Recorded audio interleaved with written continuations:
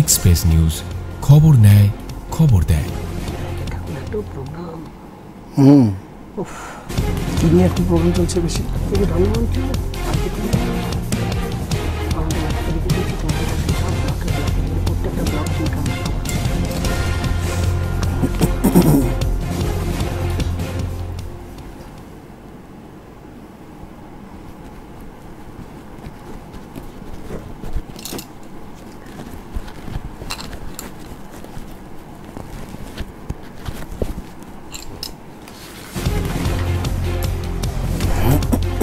Yeah.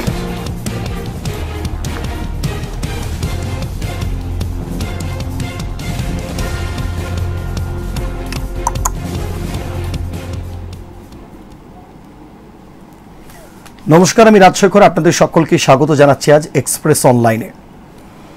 একেবারে সরাসরি কেন্দ্রীয় সরকার হোক কিংবা রাজ্য সরকার, স্বাধীনতার আগে হোক কিংবা স্বাধীনতার পরে, রাষ্ট্রপতি থেকে বাংলার মুখ্যমন্ত্রী, দোকান, ঘর, বাজার, হাট, আপনার পরিবার, আমার পরিবার, যে কোনো ক্ষেত্রে যে কোনো ভূমিকায় সর্বত্র নারীরাই যখন নেত্রী, নারীরাই যদি নেত্রী হয়ে ওঠেন, সামাজিক ক্ষেত্রে হোক, অর্থনৈতিক ব্যবস্থাতেই হোক, আগামী ভবিষ্যৎকে এগিয়ে নিয়ে যাওয়ার ক্ষেত্রেই হোক, তাহলে তাদের ভূমিকা ঠিক কতখানি।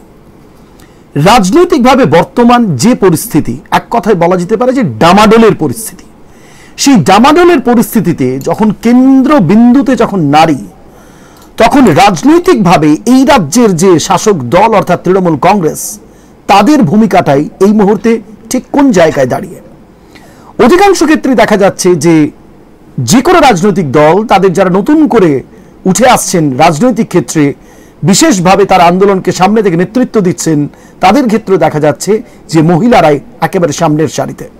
তার পাশাপাশি রাজ্যের মুখ্যমন্ত্রী মহিলা মমতা বন্দ্যোপাধ্যায়, তিনিও মহিলাদের স্বনির্ভরতার ক্ষেত্রে এনেছেন একাধিক প্রকল্প, কিন্তু সেই প্রকল্পের বাস্তবায়ন কতখানি, এমন নানান প্রশ্ন, চুলচেরা বিশ্লেষণ নিয়ে আজকে আমাদের এক্সপ্রেস নিউজের স্টুডিওতে, এক্সপ্রেস অনলাইনে আপনাদের এবং আমাদের মুখোমুখি পশ্চিম বর্ধমান জেলায় মহিলা তৃণমূল কংগ্রেসের সভানেত্রী অসীমা চক্রবর্তী। অসীমাদি, আপনাকে স্টুডিওতে সরাসরি স্বাগত জানাচ্ছি। নমস্কার। স্বাগত আমাদের দর্শক বন্ধুদের। দেখা যাক যে অসীমাদি তিনি তার বক্তব্য, তার উত্তর তিনি কতখানি দিতে পারেন। অসীমাদি, প্রথমেই আজকে আমরা যে জায়গায় আসবো, আমরা অনেকগুলো প্রশ্ন নিয়ে আসবো, একটু ধীরে সুস্থে আসবো। আমি প্রথমেই যে জায়গাতে যেতে চাইবো যে বর্তমান যা পরিস্থিতি, কেন্দ্র হোক বা রাজ্য, সারা ভারতবর্ষ হোক কিংবা বাংলা, নারীদের অবস্থান এই মুহূর্তে ঠিক কোন জায়গায় দাঁড়িয়ে, সমাজনীতি হোক, অর্থনীতি হোক বা রাজনীতি হোক। দেখুন, শুধু বর্তমান সময় না, আদি অনন্তকাল থেকেই আমরা দেখে আসছি যে একজন নারী, সে যেমন তার পরিবারকে দেখেন, পরিবারের সাথে সাথে সমাজকে দেখেন, সমাজকে সুন্দর করে গড়ে তোলার তাদের প্রয়াস থাকে। শুধু তাই না, ওনারা মানে সমাজের প্রতি যে তাদের দায়বদ্ধতা এবং কর্তব্য আছে, সেটার প্রতিও তারা সজাগ থাকেন এবং নিজেদেরকে তার সেবায় নিয়োজিত করেন। আমরা দেখেছি যে স্বাধীনতা সংগ্রামের সময়ও নারীদের কিন্তু ভূমিকা দেখার মতন ছিল। যেমনি কয়েকটা নাম আমি বলছি, যেমনি ধরুন মাতঙ্গিনী হাজরা, সরোজনী নাইডু, রাজিয়া সুলতানা, রানী লক্ষ্মীবাই, রানী দুর্গাবতী ইত্যাদি। তাছাড়া সমাজের সাথে সাথে অর্থনীতি বলুন, ধর্ম বলুন, একটা সময় ছিল সব থেকে আগে কিন্তু যজ্ঞ মহিলারাই আরম্ভ করেছিলেন। তার মধ্যে আমাদের গার্গী, লোপামুদ্রা, তারপরে এইসব নারীরা ছিলেন যারা কিন্তু সমাজটাকে মৈত্রেয়ী সুন্দরভাবে এগিয়ে নিয়ে গেছিলেন সেই সময়ও। এবং বর্তমান সময়ে আমরা দেখছি যে আমাদের রাজ্যের মুখ্যমন্ত্রী, সেও একজন নারী। আমাদের বর্তমান সময়ে যে রাষ্ট্রপতি মাননীয়া দ্রৌপদী মুর্মু, তিনিও একজন নারী। আগেও ছিলেন প্রতিভা পাটিল, তিনিও একজন নারী। অর্থাৎ আমরাই নারী, আমরাই পারি। আর নারীরা, মহিলারা আর্থ two space everywhere they are surviving and they are protecting the world also. এটা আমরা দেখেছি, কেননা নারী একটা প্রথমে মেয়ে, তারপরে ঘরের বউ, তারপরে শাশুড়ি, তারপরে পরিবার করতে করতে তারা সমাজের দিকেও কিন্তু নিজেদের কর্ম সাথে সাথে নিজেদেরকে নিয়োজিত করেন যে দায়বদ্ধতা কি আছে সমাজের প্রতি এবং কর্তব্য কি আছে। তাই একটা ছোট শ্লোক বলবো, যা দেবী সর্বভূতেষু মাতৃরূপেণ সংস্থিতা নমস্তস্যৈ নমস্তস্যৈ নমস্তস্যৈ নমো নমঃ। যা দেবী সর্বভূতেষু শক্তিরূপেণ সংস্থিতা নমস্তস্যৈ নমস্তস্যৈ নমস্তস্যৈ নমো নমঃ।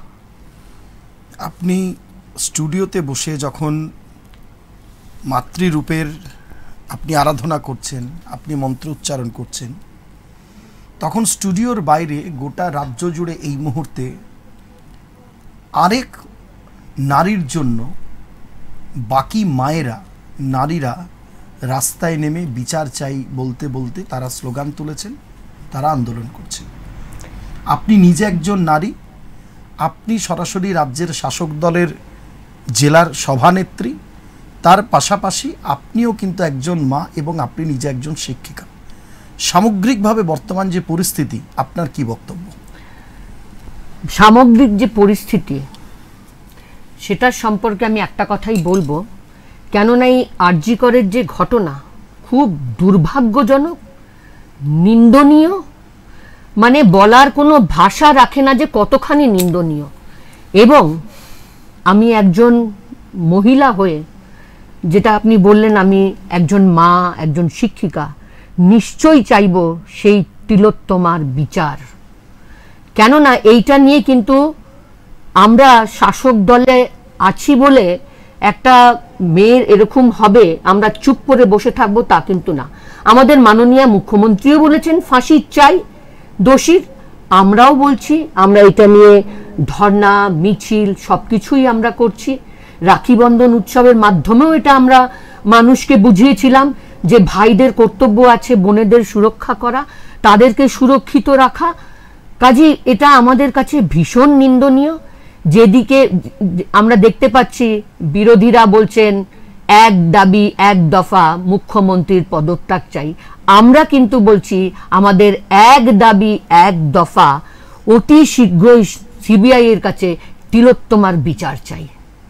দিদি, একটা সময় স্বয়ং মুখ্যমন্ত্রী মমতা বন্দ্যোপাধ্যায় তিনি কিন্তু সিবিআইয়ের ওপর একটু তিনি দেখা যেত যে তিনি পিছন হচ্ছেন, অর্থাৎ সিবিআইয়ের প্রতি তার খুব একটা ভরসা ছিল না। আজকে এই কাণ্ডটা দেখিয়ে দিল যে তিনি আবার সিবিআইকেই ডাকলেন এবং রাজ্যের আপনি জানেন যে একটা বৃহৎ সমাজ, অরাজনৈতিক ক্ষেত্র, তারা বলছেন মুখ্যমন্ত্রীর পদত্যাগ চাই, তারা বলছেন এর বিচার চাই, তারা বলছেন দোষীদের অবিলম্বে গ্রেফতার করতে হবে। কজন দোষী বা গ্রেফতার হলো, কেই বা সাজা পেলেন, কেই নাকি সাজার নামে অন্য কোনো প্রহসন চলছে, অথচ আপনারা মহিলাদের নিয়ে আপনারা ধর্ণা মঞ্চে ধর্ণা করছেন, আপনারাও ফাঁসির দাবি করছেন। কোথাও কি মনে হচ্ছে যে এই রাজ্যের নারীরা যেখানে এইভাবে রাস্তায় নেমে গেল 14ই অগস্ট, তারা যেভাবে রাজনৈতিকভাবে বিভিন্ন জায়গায় দেখলাম যে তারা রাস্তায় নেমে প্রতিবাদ করছেন, তারা মোমবাতি জ্বালছেন, কোথাও কি রাজ্য প্রশাসনের উপর, কোথাও কি মমতা বন্দ্যোপাধ্যায়ের উপর, কোথাও কি একটা তারা হাপিত্যেশ করছেন না যে এ কি হচ্ছে, রাজ্যের মুখ্যমন্ত্রী যেখানে মহিলা, সেখানে রাজ্যের এই অবস্থা? শুনুন, তাহলে একটা কথা বলি। প্রথম কথা, যারা রাত্রি দখল করেছিলেন, যেই মহিলারা, যেই নারী শক্তিরা, তাদেরকে আমি আমার কুর্নিশ জানাই যে পশ্চিম বাংলার মতন এমন একটা রাজ্য যে মহিলারা সুরক্ষিত আছেন বলেই মাঝ রাতে বলেছিলেন রাত দখল করব এবং করেছিলেন। আমার মনে হয় না কোনো বোনেরা সেদিনকে কোনো রকম অসুবিধায় তাদের পড়তে হয়েছিল। তাদের সেই জায়গাটা আছে বলেই কিন্তু আবারও বলছি, আরজি করের ঘটনাটা একটা বিচ্ছিন্ন ঘটনা, একটা ভীষণই নারকীয় ঘটনা। আবারও বলছি, যার জন্য কিন্তু মমতা বন্দ্যোপাধ্যায় প্রথম দিনই বলেছিলেন দৃষ্টান্তমূলক শাস্তি চাই, ফাঁসি চাই, প্রথম দিন থেকেই এটা। আর একটা সিবিআই এর কথা বলছেন, সিবিআই এর হাতে তো সবাই দেখেছে, সারা পশ্চিম বাংলা কেন ভারতবর্ষ দেখেছে, সারদার থেকে আরম্ভ করে নারদা, তারপরে আপনার রবীন্দ্রনাথের নোবেল চুরি, জ্ঞানেশ্রী এক্সপ্রেস, কোনোটারই কিন্তু ফল পাওয়া যায়নি। অথচ আরজি করের যে ঘটনা ঘটল, প্রথমে কিন্তু যে অ্যারেস্ট হয়েছে, সে রাজ্য সরকারের পুলিশই কিন্তু তাকে অ্যারেস্ট করেছে। কিন্তু সিবিআইয়ের হাতে আজকে বোধহয় 15 দিন, যদি ভুল আমি না হয়ে থাকি, এখনো অবধি কিন্তু আমরা কোনো সারা শব্দ পাচ্ছি না যে কে, আরে দোষীদেরকে তো সাজা দিতে হবে, এটাই তো আমাদেরও আর্জি। আমাদের আর্জি কিন্তু বিচার, তিলোত্তমার আমাদের বিচার চাই, কিন্তু বিরোধীদের ওনাদের বিচারের থেকে সরে গিয়ে এখন গদির দিকে কিন্তু নজরটা বেশি। মানে কিসা কুরসিকা একটা কথা আছে, এখন কিন্তু তাদের কাছে কিসা কুরসিকা, তারা কিন্তু অরিজিনালি বিচারের দিকে তাদের সেটা দেখা যাচ্ছে না। কোথাও কি উল্টো দিকে আপনারাও গদি টিকিয়ে রাখতে সদা ব্যস্ত? দেখুন, গদি টিকিয়ে রাখার কেউ, কোনো শাসক দল নিজের থেকে কখনো গদিটা টিকিয়ে রাখতে পারে না। তাহলে উদাহরণ দিয়ে আপনাকে আমি একটার পর একটা বলতে হয়।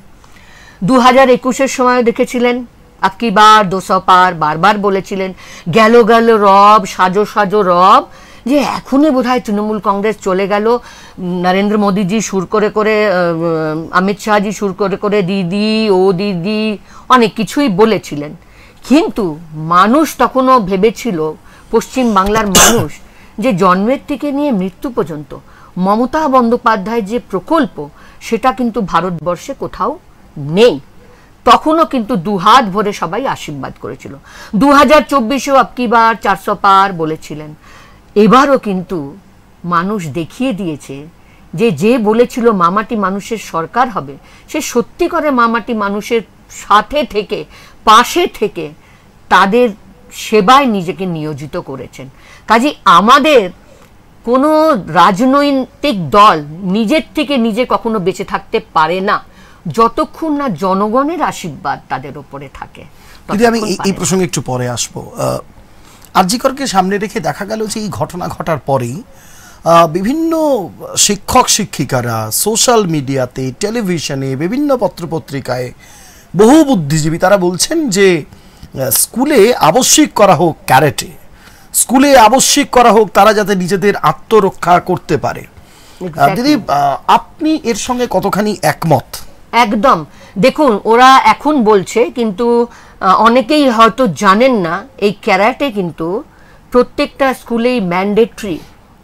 এই আমিও একজন স্কুলের শিক্ষিকা, তো আমাদের তো বেশ কয়েক বছর ধরে ক্যারাটে হয় স্কুলে।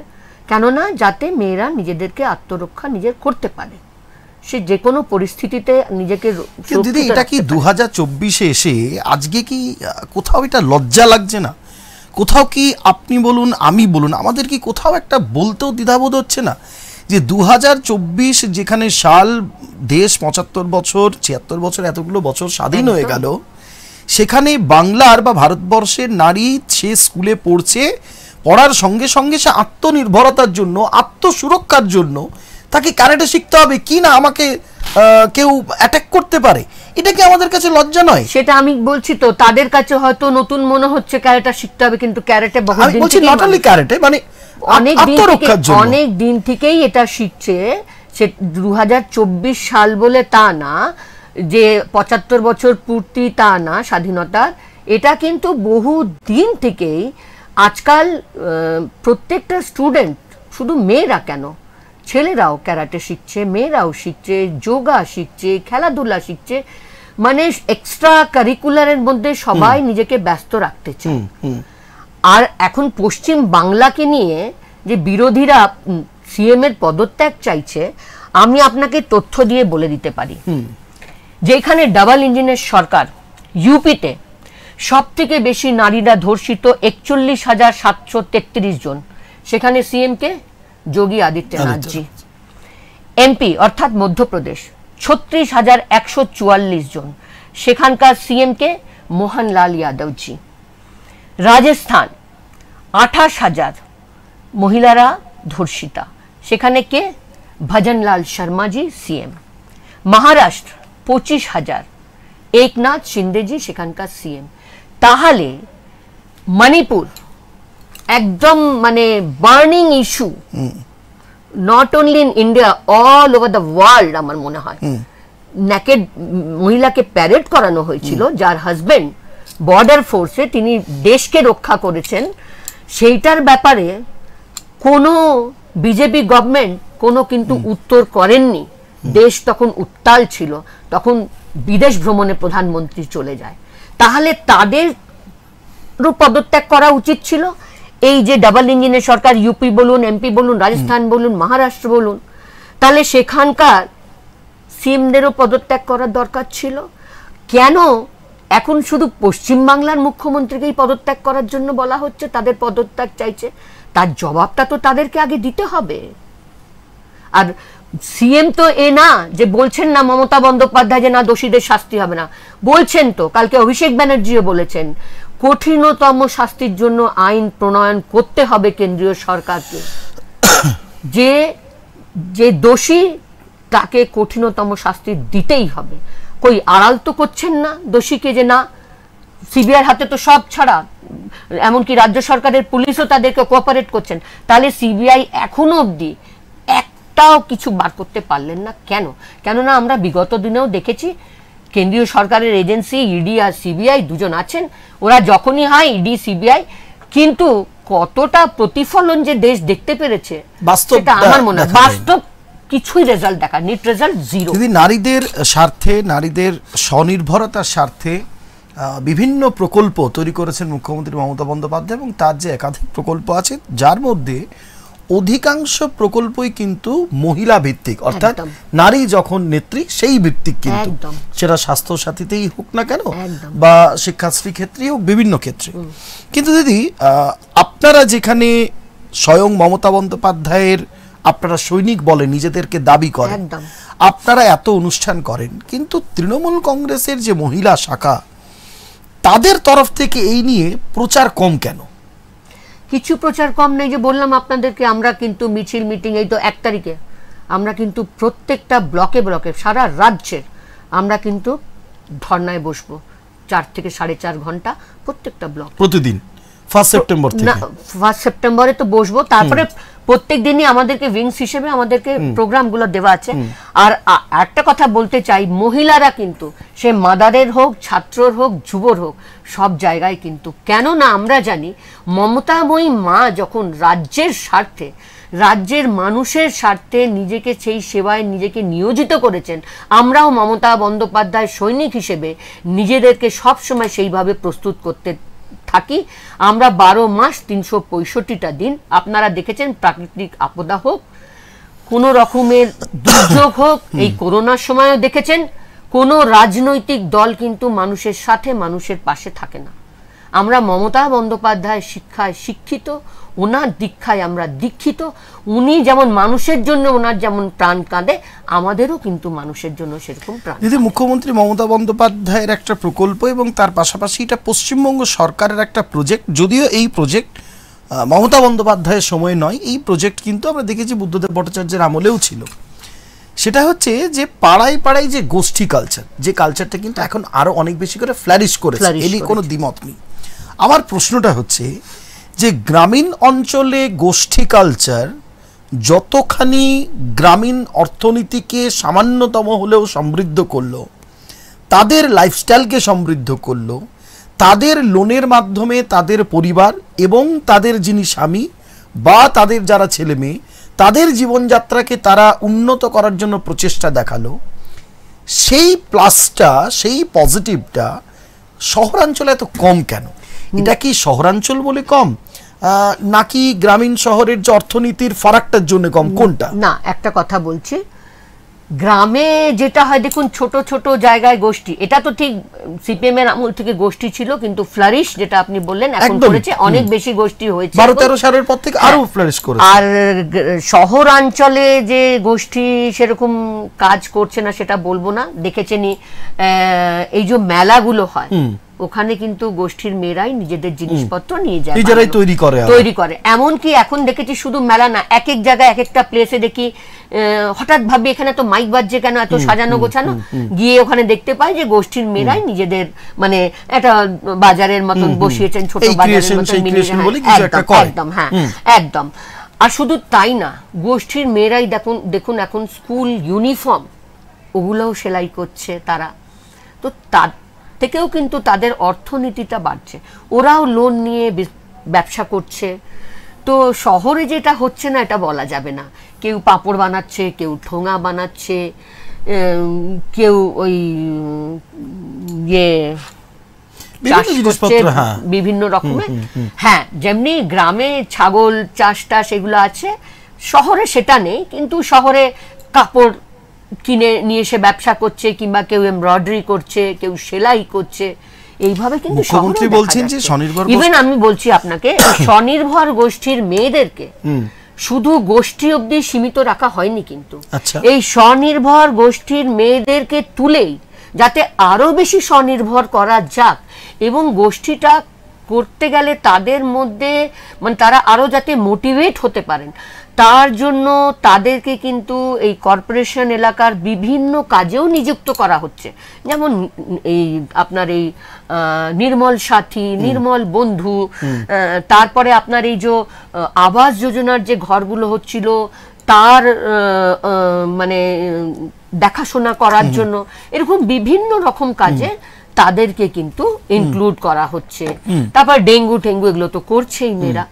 তো মেয়েদেরকে কিন্তু সবসময় স্বনির্ভর করতে চেয়েছেন, যেটা ভারতবর্ষে মহিলাদের প্রতি যে ওনার একটা বিচারধারা, ভারতবর্ষটা কোথাও দেখা যায়নি এখনো অবধি। সারা ভারতবর্ষে কোথাও পঞ্চায়েতে 50% সংরক্ষণ কিন্তু মহিলাদের জন্য নেই। মমতা বন্দ্যোপাধ্যায় সেটা পশ্চিমবাংলায় করেছেন। এবারও লোকসভায় 29টা এমপির মধ্যে 12টা এমপি কিন্তু মহিলা। কালকে অভিষেক বন্দ্যোপাধ্যায় ওই ছাত্র পরিষদের যে আপনাকে আমি একটু থামাই, আপনি একটা খুব ভালো প্রসঙ্গ তুলেছেন। আপনি বলছেন যে তাদের মধ্যে অনেকজন আজকে তারা সংসদে গেছেন, এবং আমরা দেখেছি বেশ কয়েকজনকে আমরা রাজ্যেও দেখেছি তারা বিধায়িকা হয়েছে। গত কয়েক বছরে তৃণমূল কংগ্রেসের সাংসদ হিসেবে এরকম বহুজন যারা সংসদে গেছেন, তাদের ভূমিকা, তাদের সংসদে থাকা, এলাকায় গিয়ে কাজ করা, এই নিয়ে কিন্তু অনেকগুলো প্রশ্ন চিহ্ন হয়েছে। এর আগে মিমিকে নিয়ে কথা হয়েছে, এর আগে নুসরাত জাহানকে নিয়ে কথা হয়েছে, পরবর্তী সময়েও যারা এসেছেন, আপনার কি কোথাও মনে হয় না, ধরে নেওয়া যাক যে এই যে আপনারা এবং আপনার মতো আরও যারা যারা দীর্ঘদিন ধরে রাজনীতি করছেন, সেটা দুর্গাপুরই হোক আর খড়গপুর হোক, টিটাগড় হোক আর যেখানেই হোক, যারা দীর্ঘদিন ধরে রাজনীতি করছে, শিক্ষিত এবং তারা যোগ্য, তাদেরকে না দিয়ে সংসদে পাঠানো হচ্ছে ফিল্ম স্টারদের। আপনি জানেন যে এই নিয়ে আমরা মাঝে মধ্যেই কিন্তু সোশ্যাল মিডিয়াতে যথেষ্টই আমরা বিভিন্ন ধরনের বক্তব্য, মন্তব্য আমরা দেখে থাকি, পড়ে থাকি। আপনার কি কোথাও মনে হয় না যে not only Trinamool Congress, overall প্রত্যেকটি রাজনৈতিক দলের এ বিষয়ে একটু নজর রাখা দরকার, যে যে মহিলারা দীর্ঘদিন ধরে মাঠে ময়দানে নেমে কাজ করলো, মহিলাদের সঙ্গে নিয়ে দৌড়ালো, অথচ আমার এলাকার ওই একটা কলকাতা থেকে একজন এলো, একজন তিনি অভিনেত্রী, তিনি চলে গেলেন সংসদে, 5 বছর পর তাকে আর খুঁজে পাওয়া গেল না।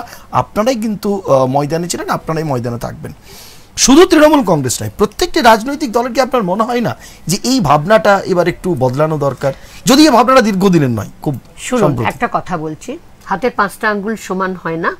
প্রথম কথা, এইটা তো প্রত্যেকটা দল নিজের আন্দাজে ভাবে যে কাকে টিকিট দেবে না দেবে, সেটার ব্যাপারে আমার কিছু বলার নেই। কিন্তু আপনারাও এটা দেখতে পেয়েছেন, আমি অন্য দলের সম্পর্কে তো বলতে পারবো না, নিজের দলের সম্পর্কে আমি বলছি। আপনি যেমন নুসরাত জাহান, মিমি চক্রবর্তীর কথা তুললেন, হ্যাঁ, একবার দিয়েছিলেন মাননীয় মুখ্যমন্ত্রী মমতা বন্দ্যোপাধ্যায়, আমাদের নেত্রী, কিন্তু তারপরে দেখলেন যখন কাজ করতে পারলেন না, তাদেরকে তো আর উনি দিলেন না। সেই আমি অন্যদিকে বলছি যে শুধু অভিনেত্রী কেন, অ্যাডভোকেটরাও আছেন, তারাও মন্ত্রী আছেন। আমাদের রাজ্যের যে সভানেত্রী চন্দ্রিমা ভট্টাচার্য, মাননীয় চন্দ্রিমা ভট্টাচার্য মহাশয়া, তিনিও একজন অ্যাডভোকেট, তিনি একজন মন্ত্রী, তিনিও তো দৌড়ে দাপটে দেখুন কাজ করে বেড়াচ্ছেন। এমনকি আমাদের জেলায় জেলায় যে কোনো মিটিং হোক, যে কোনো উনি প্রোগ্রামগুলো দেন, উনি কিন্তু সমানে দৌড়তে থাকেন। উনি কিন্তু ভাবেন না আমি মন্ত্রী, আমি কি করে যাব। একদম আমাদের মাঝে মিশে, আমাদের মধ্যে কেন, শুধু মানুষের মাঝে মিশে। আমরা একটা করেছিলাম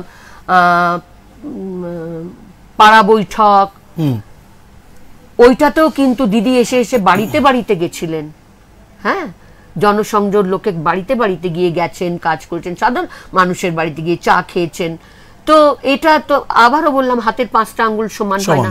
তেমনি আপনি দেখুন যে অনেক অভিনেত্রীরা আছে, তারা শতাব্দী রায়কে দেখুন, অনেক দিন ধরে আছেন। তো হাতের 5টা আঙ্গুল তো সমান হয় না, সেরকমই ব্যাপার।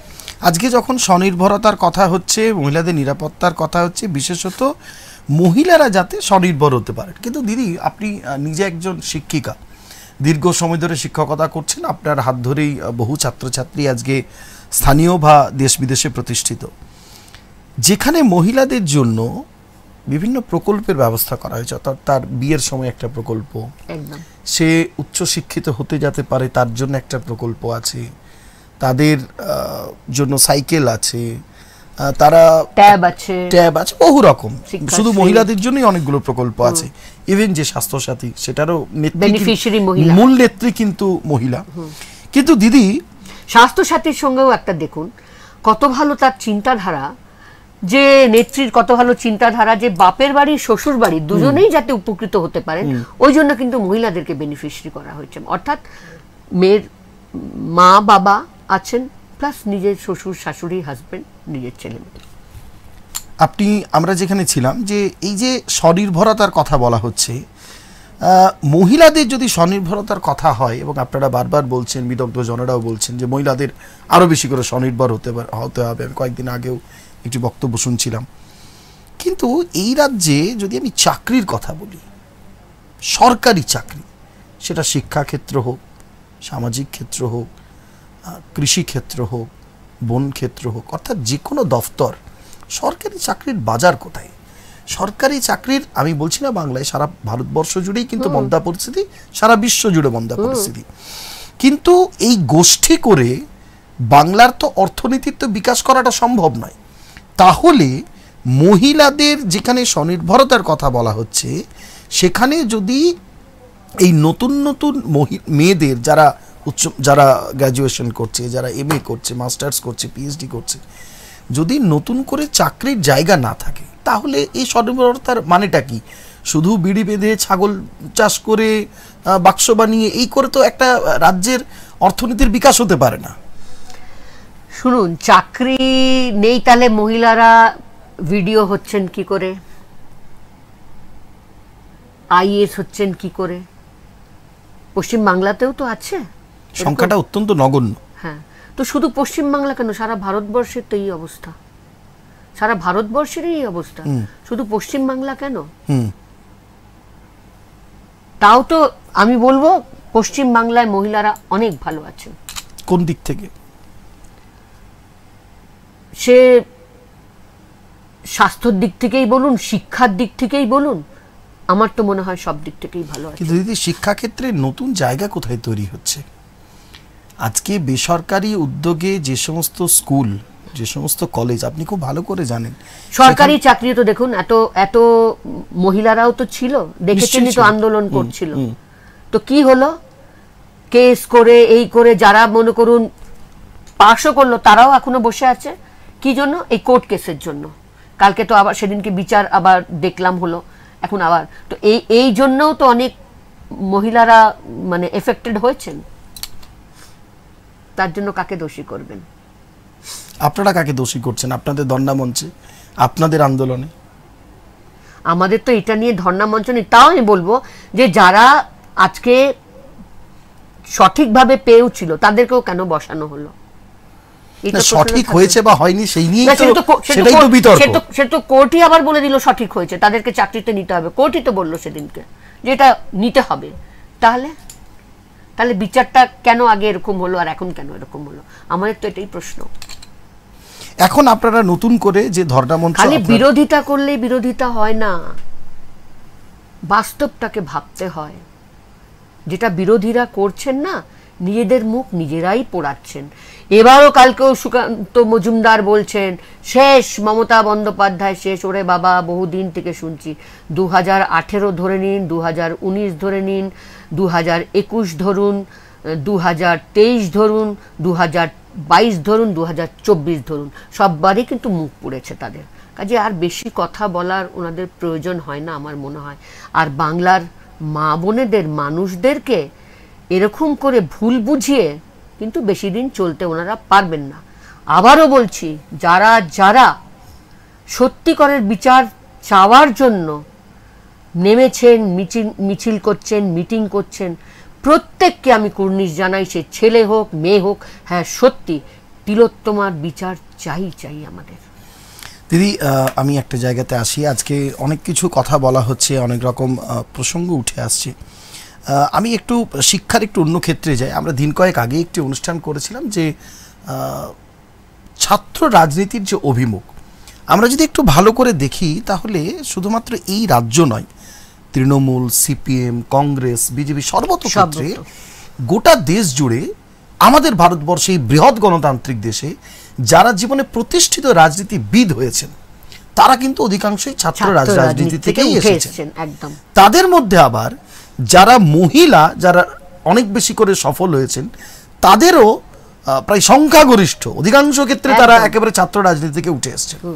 সাম্প্রতিককালে গত একটা দশক জুড়ে আমি বলছি, কোন রাজনৈতিক দল, সম্প্রতি দেখা যাচ্ছে যে বামেদের যে সংগঠন, যেটা একেবারে ধূলিসাৎ হওয়ার মতন পরিস্থিতি, নতুন করে যে মুখ কয়েকজন উঠে আসছে তাদের মধ্যে মহিলাদের কিন্তু যথেষ্ট যোগদান আমরা সামনে দেখতে পাচ্ছি। না বিজেপির ক্ষেত্রে না তৃণমূল কংগ্রেসের ক্ষেত্রে আপনি কতখানি একমত যে কেন নতুন প্রজন্মের যারা মেয়েরা, যারা অত্যন্ত বেশি নিজেদের কেরিয়ার সচেতন, তারা কি শুধুমাত্র কেরিয়ার সচেতনতার জন্যই কি সামনের সারিতে আসতে চাইছে না রাজনীতিতে? যেখানে মমতা বন্দ্যোপাধ্যায়ের মতো মানুষজন এসেছেন, আমরা নয়না রায়কে সেই সময় দেখেছি, যদিও তিনি পরবর্তী সময়ে এসেছেন। আমরা কলকাতার অনেকগুলো শিল্পীকে জানি যারা ছাত্র রাজনীতিতে যথেষ্ট দাপুটে ছিল, পরে গান বাজনা করেছে, তারা রাজনীতি থেকে সরে এসছে, বা কখনো কখনো ওই রাজনীতির পন্থাকে তারা সাপোর্ট করেছে। যারা ছাত্রী, কলেজে যারা পড়াশোনা করছে, তাদের মধ্যে একটা বড় অংশ রাজনীতিতে কেন আসছে না? কারণটা কোথায়? এটা কি শুধুমাত্র মানে কেরিয়ারিস্টিক এইটাই, নাকি অন্য কোনো কারণ আছে? আপনি তো শিক্ষিকা। আবারও বললাম, এই ক্ষেত্রেও বলবো 5টা আঙ্গুল সমান হয় না। কিছু কিছু কেরিয়ারিস্ট আছে, কিন্তু একদম যে মেয়েরা আসছে না সেটাও না। হ্যাঁ, অনেক মেয়েরা, আমি বলছি, অনেকে যেমন আসে, সামনের সারিতে হয়তো আসছে না, পেছনের সারিতে আছে। অনেকে যেমন মাইকটা ধরতে একটু ভয় পায়। সবাই তো মানে সেরকম ফ্রিনেস সবার মধ্যে থাকে না। তো একদম যে মেয়েরা আসছে না শিক্ষা, মানে যারা ছাত্রীরা, সেটাও কথাটা কিন্তু সঠিক না। কিন্তু মানে পার্সেন্টেজ যে খুব কম তাও না। যদি এটাই থাকতো তাহলে ছাত্র সংসদের যে ইলেকশন, তাতে কখনোই অভিষেক ব্যানার্জি বলতেন না যে 55% তাদের সংরক্ষণ রাখো। কালকেও মঞ্চ থেকে বলেছেন ছাত্র সংসদের ইলেকশন তো এখন বন্ধই হয়ে গেছে। ছাত্র সংসদের ইলেকশন, ছাত্র সংসদে যে নিজেদের পলিটিক্যালি যে নিজেদের কমিটি বলুন, যা বলুন, তাতে বলছেন 55, আমি কথাটা ভুল বলছি, সরি ফর দ্যাট, তাতে বলছেন যে 55% মহিলা, মানে মেয়েদেরকে রাখো। তো মেয়েরা আজকে আছে বলেই তো বলছেন, নয়তো কি করে বলছেন? সংরক্ষণটা খুব জরুরি, মানে মেয়েদেরকে বেশি করে আনতেই হবে না। আমি শুধুমাত্র মহিলাদের সংরক্ষণের কথা বলছি না, আপনি তো শিক্ষিকা, আমি সর্বত্র সংরক্ষণের কথা বলছি। আপনি জানেন যে সংরক্ষণকে কেন্দ্র করে বাংলাদেশে একটা বিরাট একটা অচলাবস্থা আমরা দেখলাম।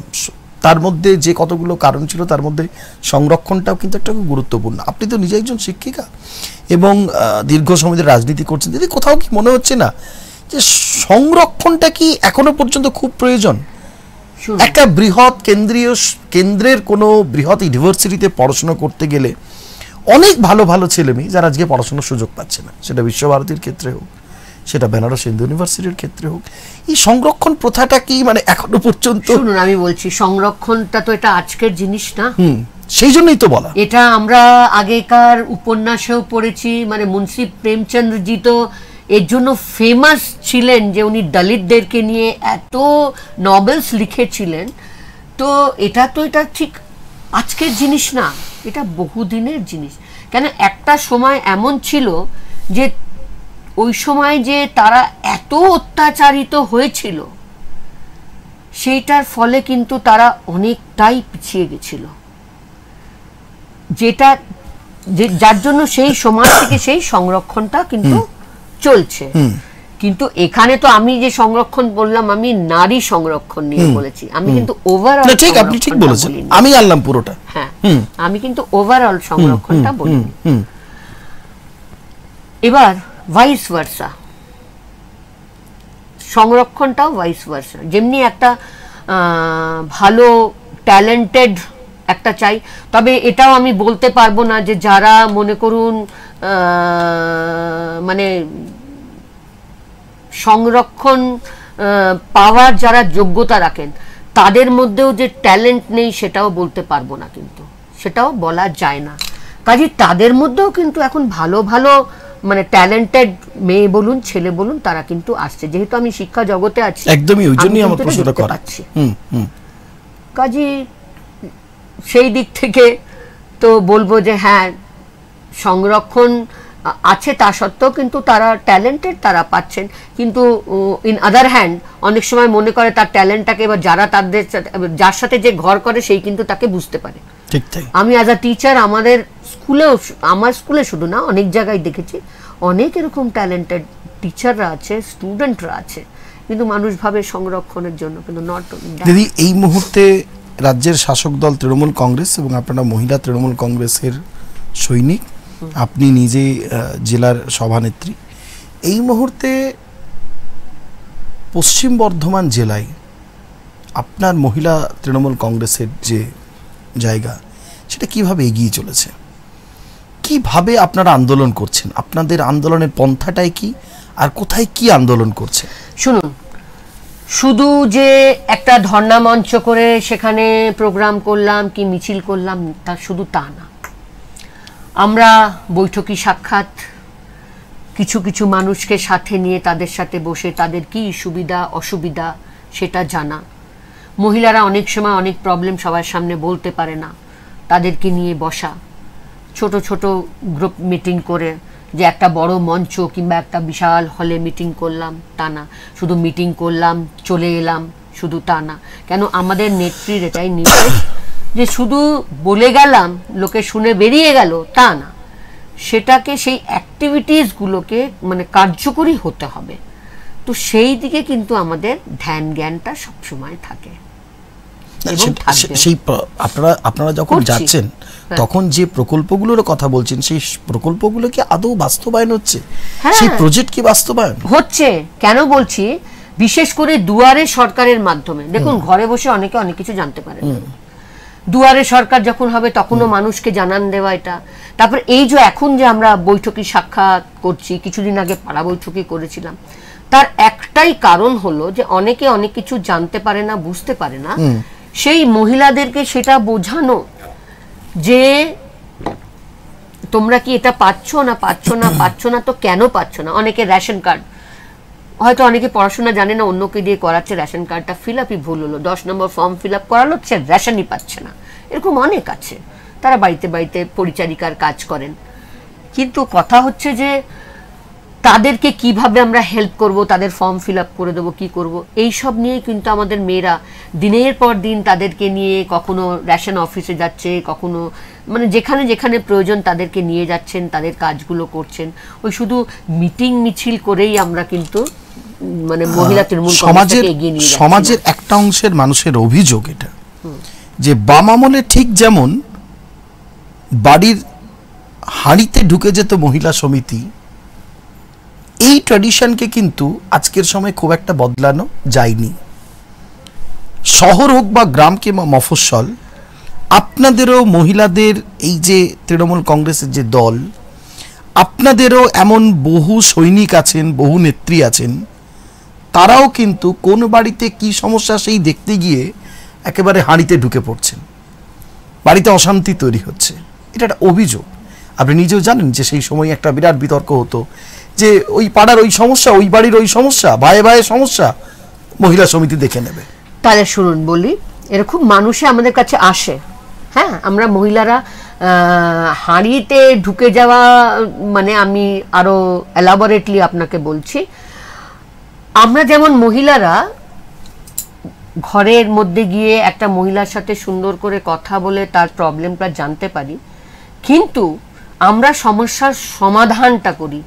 আমরা কিন্তু যেখানেই দেখি যে না সমস্যার সমাধান হবে না, হয় মনে করুন দুই ভাই ভাই আছে কিংবা শাশুড়ি বউতে হচ্ছে, কেননা আমরা কখনোই চাই না যে কোনো, কিংবা হাজব্যান্ড ওয়াইফে হচ্ছে, কখনোই আমরা চাই না যে সংসারটা ভাঙুক। আমরা কিন্তু দুপক্ষকে বসিয়ে তাদের সাথে কথা বলি। যখন দেখি যে না তারা দুই পক্ষই কিন্তু আমাদের কাছে আসে, আমরা কিন্তু একজনের কথা শুনে কিন্তু আমরা কোনো প্রবলেমে ঢুকি না। আমরা প্রথমে বলি, যদি কোনো মহিলা আমাদেরকে কমপ্লেন করছে, বলি ঠিক আছে কে তোমার বাড়ির লোকের ফোন নাম্বার দাও, তাদের সাথে আমরা কথা বলি। আপনাদের ঘনিষ্ঠ হলে কি একটু বেশি সুবিধা পাওয়া যায়? না, আমাদের কাছে প্রত্যেকটা মানুষ সমান। সে ঘনিষ্ঠ হলে সে মানে সে অন্যায় করলো তাকে মেনে নেব, এটা কিন্তু না। সেটা মানে আমাদের নেত্রীরও সেই কথা, অন্যায় যে করবে তাকে শাস্তি পেতেই হবে, সে কোনো ফেভারও পাবে না, তাদের প্রতি আমাদের কোনো ফেভারিজম থাকে না। যদি আমাদের অনুষ্ঠান একেবারে শেষ মুহূর্তে আমি এসেছি, যেহেতু আপনি জেলার সভানেত্রী, যেমন একদিকে জেলা সভাপতি নরেন্দ্রনাথ বাবু আছেন, অন্যদিকে আপনিও জেলা মহিলা তৃণমূলের সভানেত্রী, আজকে যদি প্রশ্নটা আপনাকে না করি তাহলে এটা দর্শকদের কাছে আমার জায়গা থাকবে না। সেটা হলো, আপনি জানেন যে পশ্চিম বর্ধমানের আপনি যেহেতু সভানেত্রী, গতকাল পশ্চিম বর্ধমান জেলার দুর্গাপুরে একটি ঘটনা ঘটেছে একেবারে প্রাণকেন্দ্রে।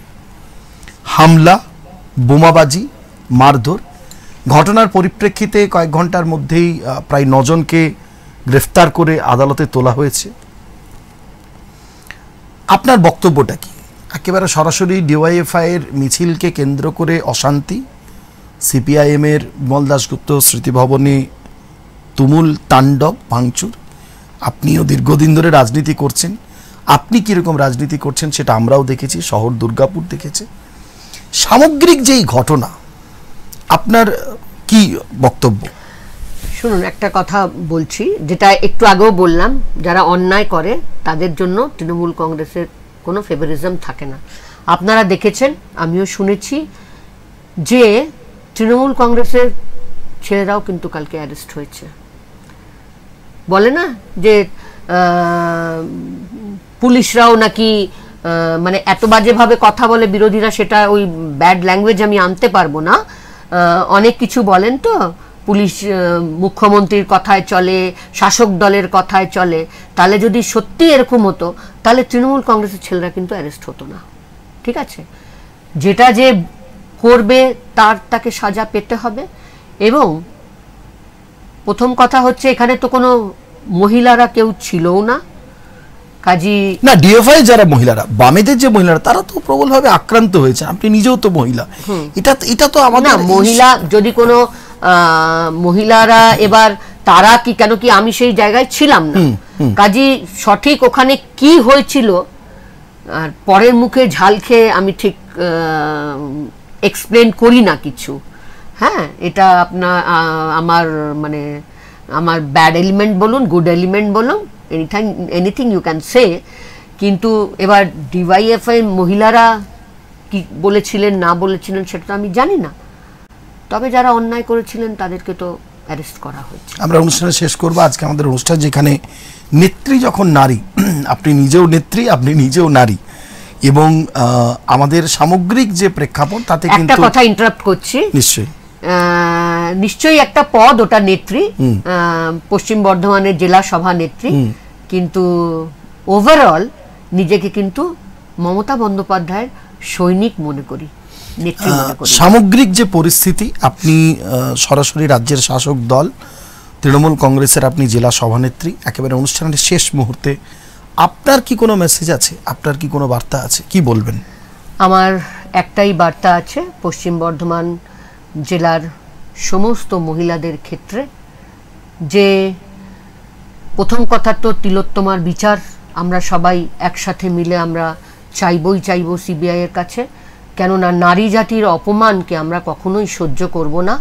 আমরা যেহেতু একজন মহিলা, একটা মহিলার অপমান হওয়া মানে সমগ্র নারী জাতির অপমান, সেই নারী জাতির অপমানকে আমরা কখনোই সহ্য করব না। এবং তাছাড়াও মানুষের সাথে, মানুষের পাশে, মানুষের সুবিধা অসুবিধার সময় আমাদের সাথে থাকতে হবে। নিন্দুকরা অনেক রকম নিন্দা করে, কোনো নিন্দায় কান না দিয়ে মানুষের পাশে থাকতে হবে এবং নিজেদেরকেও মানুষের মতন মানুষ ভাবতে হবে এবং অন্যকেও মানুষ ভেবে তার সাথে চলতে হবে, তার জন্য কাজ করতে হবে। মানে এক কথাই মমতা বন্দ্যোপাধ্যায়ের যে বার্তা, যে মামাটি মানুষের সঙ্গে থেকে একদম তাদের কাজ করে যেতে হবে। একদম। কেন মাটি ছাড়া, মা প্রথমে মাটিতে একটা শিশুকে আনেন, কাজী মা এখানে হলো মাটি, আর মানুষ ছাড়া মানুষ বাঁচতে পারে না, তাহলে তাকে পশুর জীবন যাপন করতে হয়। এমনকি সোশিওলজিতে একটা চ্যাপ্টার পড়েছিলাম যে একটা পশুও যদি বেশি দিন মানুষের সাথে থাকে, তার আচরণ কিন্তু একদম পশুদের মতন, জঙ্গলি পশুদের মতন থাকে না, মানুষের মতন হয়ে যায়। ওই জন্য মামাটি মানুষের সরকারে আমরা সবাই মামাটি মানুষের সাথে থাকব, এটাই আমার শেষ বার্তা। জঙ্গলি পশুর কথা আজকে দিদি বললেন, শুধুমাত্র মুখের কথা নয়, বাস্তবে যেন আমরা, সে তিনি যে কোনো রাজনৈতিক দলেরই নেত্রী হন, সৈনিক হন, যাই হন না কেন, কর্মী হন, অন্ততপক্ষে বাস্তবে মাটির সঙ্গে মানুষের সঙ্গে থেকে কাজ করাটাই আমার মনে হয় যে এটাই প্রকৃত ধর্ম। আগামী দিনে মহিলা তৃণমূল কংগ্রেস তাদের যে অবস্থান, তাদের যে কর্মসূচি আগামী 1 সেপ্টেম্বর থেকে শুরু হচ্ছে ধর্ণা মঞ্চ, সেদিকে আমাদের নজর থাকবে। আমরা জানি না যে সেই ধর্ণা মঞ্চকে কেন্দ্র করেই আবার না কোনো অপ্রীতিকর ঘটনা ঘটে, যদিও সেই ঘটনা যাতে না ঘটে আমরা সেটাই প্রত্যাশা রাখি। অনেক অনেক ধন্যবাদ পশ্চিম বর্ধমান জেলা মহিলা তৃণমূল কংগ্রেসের সভানেত্রী অসীমা চক্রবর্তী দি, আপনাকে অনেক অনেক শুভেচ্ছা জানাচ্ছি আজকে স্টুডিওতে থাকার জন্য। আজকের মতো এক্সপ্রেস অনলাইন আমরা এখানে শেষ করছি। সকলেই ভালো থাকবেন, নমস্কার। Most welcome to express news.